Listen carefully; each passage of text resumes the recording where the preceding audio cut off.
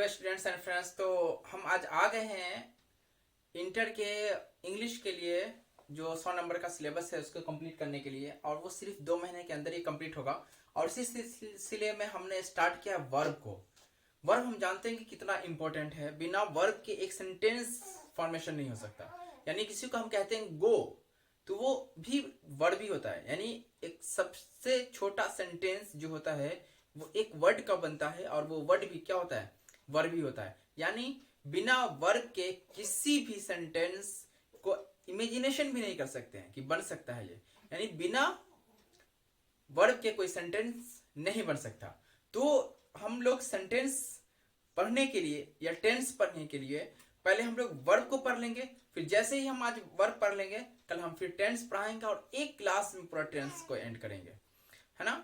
और अभी चूंकि सिलेबस कंप्लीट करना है तो अभी स्पीड में हम लोग पढ़ रहे हैं, तो डीपली नहीं पढ़ेंगे और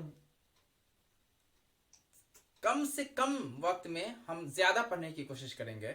और फिर जब सिलेबस खत्म हो जाएगा तो फिर हम जैसे पीछे से क्लास आ रहे थे कंटिन्यू कर रहे थे वैसे हम लोग फिर करेंगे। लेकिन अभी जो है वो फोकस करना है इंटरमीडिएट के 100 मार्क्स के इंग्लिश पे। ओके, तो इसी सिलसिले में हम लोग वर्ब को देखते हैं। वर्ब क्या कहता है? कहता है कि the words that denote an action, जो एक्शन को डिनोट करता है वो वर्ब होता है। लेकिन जब हम यहीं पे छोड़ देंगे तो फिर दूसरा चीज छूट जाएगा।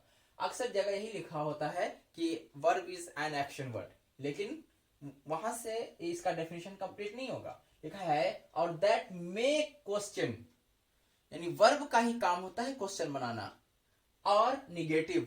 और सेंटेंस को निगेटिव बनाने के लिए भी वर्ब चाहिए ही। बिना वर्ब के हम लोग सेंटेंस को निगेटिव नहीं बना सकते।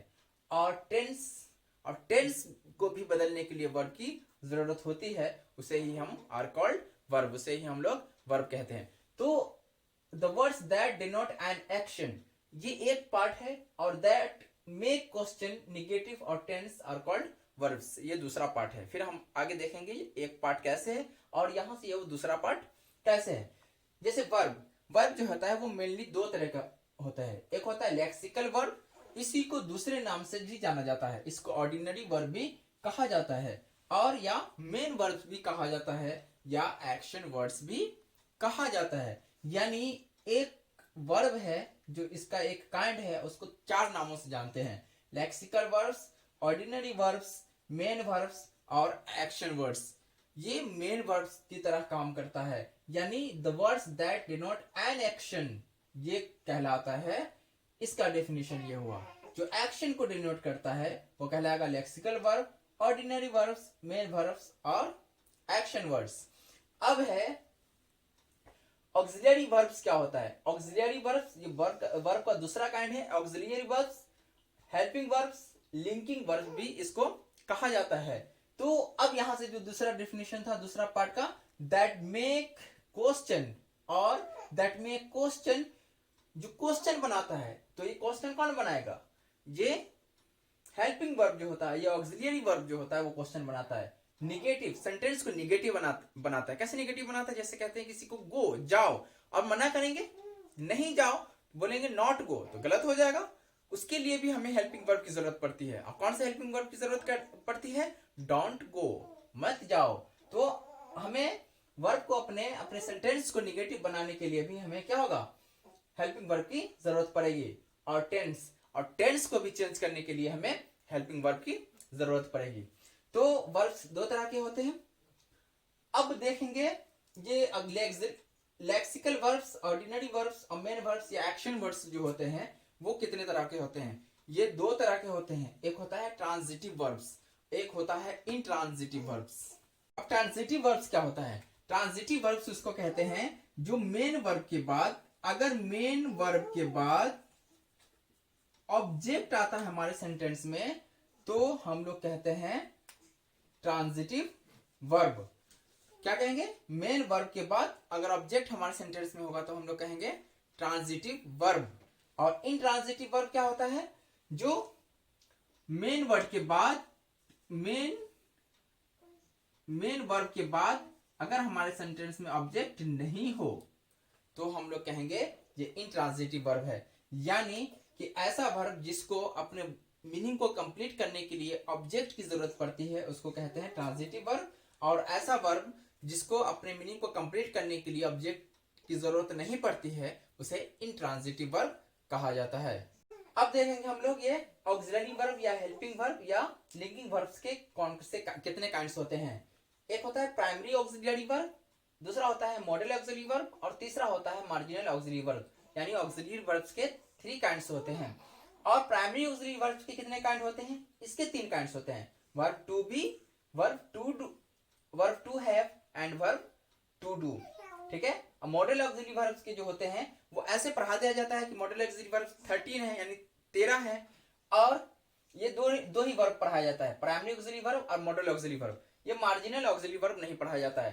तो हम यहाँ पे मार्जिनल ऑक्सिलरी वर्ब को भी देखेंगे। मॉडल ऑक्सिलरी वर्ब जो होता है वो 10 होता है और इसी से अलग 3 बना है मार्जिनल ऑक्सिलरी वर्ब। इसको मार्जिनल ऑक्सिलरी वर्ब क्यों कहते हैं, क्योंकि यूज्ड टू नीड और डेयर ऐसा मॉडल ऑक्सिलरी वर्ब है, यानी ऐसा ऑक्सिलरी वर्ब है जो मेन वर्ब की तरह भी काम करता है और ये हेल्पिंग वर्ब की तरह भी काम करता है। इसलिए इसको तीनों को अलग रख करके इसका नाम दे दिया गया है मार्जिनल ऑक्सिलरी वर्ब। अब मॉडल ऑक्सिलरी वर्ब जो होते हैं वो 10 होते हैं, जैसे कैन इसी का पास्ट है, could, will, would, may, might, shall, should, must और ought to।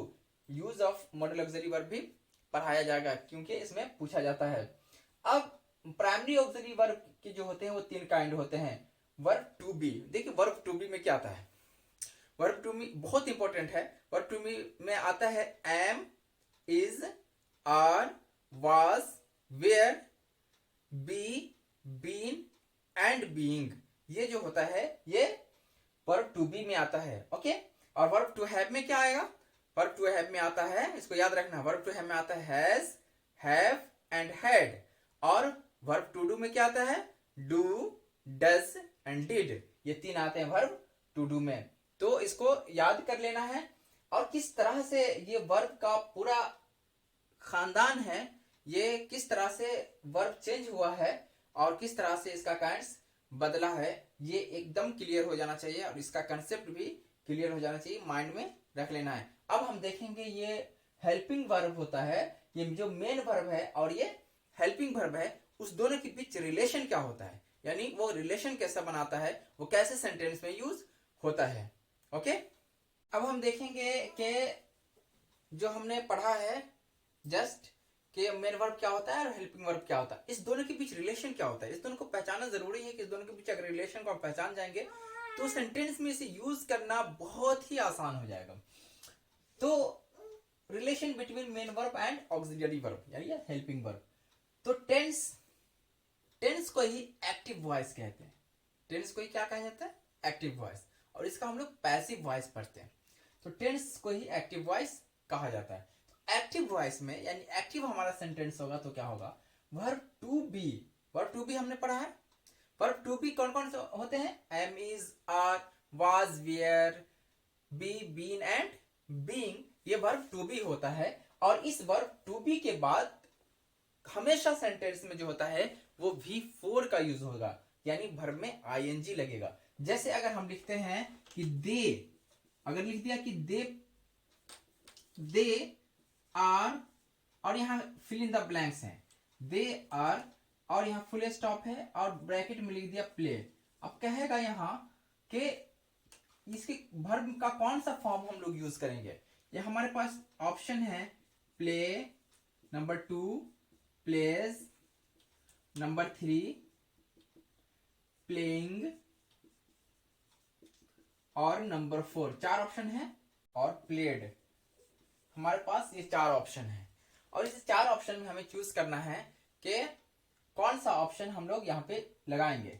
तो दे आर, और अभी ये हमने पढ़ाया कि वर्ब टू बी यानी हमारे सेंटेंस में अगर am, is, are, was, were, be, been और बीइंग आ जाता है तो हमेशा हम मेन वर्ब में आईएनजी लगाएंगे, यानी आईएनजी वाला जो होगा वही हमारे इस क्वेश्चन का आंसर हो जाएगा। तो प्ले नहीं होगा, प्लेज नहीं होगा, इसमें लगा हुआ V4, ये प्लेइंग होगा। तो यहां हम लोग क्या लिखेंगे, प्लेइंग। तो दे आर प्लेइंग। देखिए अगर ये रूल हमें पता होगा तो इस सेंटेंस का मीनिंग क्या होगा, नहीं भी अगर पता होगा तो भी ग्रामेटिकली जो होगा हमारा सेंटेंस करेक्ट हो जाएगा और हमें ऐसे सेंटेंस में मार्क्स मिल जाएगा। और बहुत सारा क्वेश्चंस इस पे पूछा जाता है ऑब्जेक्टिव में। ओके, तो इस बात का ध्यान रखना है कि हमारे सेंटेंस में जैसे ही अमीजार, यहाँ पे कुछ भी आ जाता है, अमीजार, वाजवेर, बीन और बीइंग में से कोई भी आ जाएगा तो मेन वर्ब जो होगा उसके बाद हम लोग V4 का यूज करेंगे। ओके, अब दूसरा देखिए, वर्ब टू भी हो गया और वर्ब टू हैव के साथ हम लोग क्या यूज करते हैं, वर्ब टू भी, टू हैव हमने पढ़ा है, वर्ब टू हैव हमने पढ़ा है, क्या क्या होता है, हैज, हैव एंड हैड, ये वर्ब टू हैव में ही आता है। तो वर्ब टू हैव के बाद जो होता है मेन वर्ब का हमेशा V3 यूज होगा। क्या यूज होगा, V3। जैसे अगर ये रहता है कि दे हैव और फिल इन द ब्लैंक्स होता और फिर प्ले दे देता, दे हैव, और ये इसी का फॉर्म कहता लिखने के लिए। तो हम जैसे ही हैव देखेंगे तो अब इस चार ऑप्शन में क्या यूज करेंगे, play, plays, playing, played use करेंगे, क्योंकि V3 क्या है, प्लेड है, तो हम लोग यूज करेंगे PLAYED, प्लेड। तो दे हैव प्लेड, वे लोग खेल चुके हैं। मीनिंग पता हो या ना हो, ग्रामेटिकली हमारा सेंटेंस सही होगा और इस पे ऑब्जेक्टिव में हमें मार्क्स मिल जाएगा। ओके, अब है अगला verb to do. Verb to do में क्या आता है, डू आता है, डज आता है एंड डिड आता है। इसके बाद हमेशा जो मेन वर्ब का यूज होगा वो हमेशा V1 का यूज होगा। याद रखना है, अगर हमारे सेंटेंस में वर्ब टू डू आ गया तो हमेशा क्या करेंगे, V1 का यूज करेंगे। इसको याद रखना है, फिर हम टेंस जब पढ़ाएंगे फिर रटने की जरूरत नहीं होगी, इसी पे पूरा टेंस का कॉन्सेप्ट मिल जाएगा। जितना भी हमने रिलेशन पढ़ाया है, relation between main verb and helping verb, इसी पे क्या हो जाएगा, पूरा टेंस कंप्लीट होगा। नंबर 4 में जो होता है ये model auxiliary verb, model auxiliary verb, model auxiliary verb and marginal auxiliary verb and marginal auxiliary verb में जो ये 10 हमने पढ़ाया है मॉडल ऑक्सिलियरी वर्ब, और मार्जिनल ऑक्सिलियरी वर्ब में हमने 3 पढ़ाया है ना, पीछे वीडियो में देख लेंगे। इसके बाद भी हमेशा मेन वर्ब का V1 ही यूज होगा।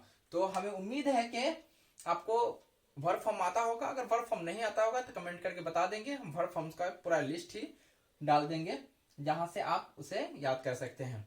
ओके, और इसको याद कर लेना है, कल हम जब टेंस पढ़ाएंगे तो सिर्फ एक क्लास में, यानी 15 से 20 मिनट की वीडियो होगी और सिर्फ एक क्लास में पूरा टेंस का कॉन्सेप्ट क्लियर होगा।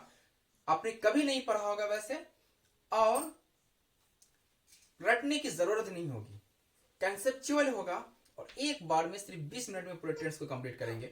2-2 साल 3-3 साल पढ़ने के बाद भी लगता है कि टेंस याद ही नहीं है, बार बार भूल जाते हैं, ऐसा होता है, सभी के साथ होता है।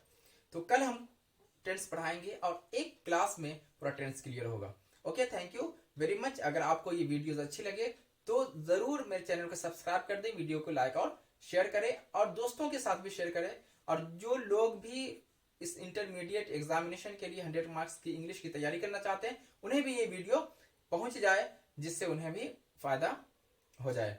Okay, thank you very much.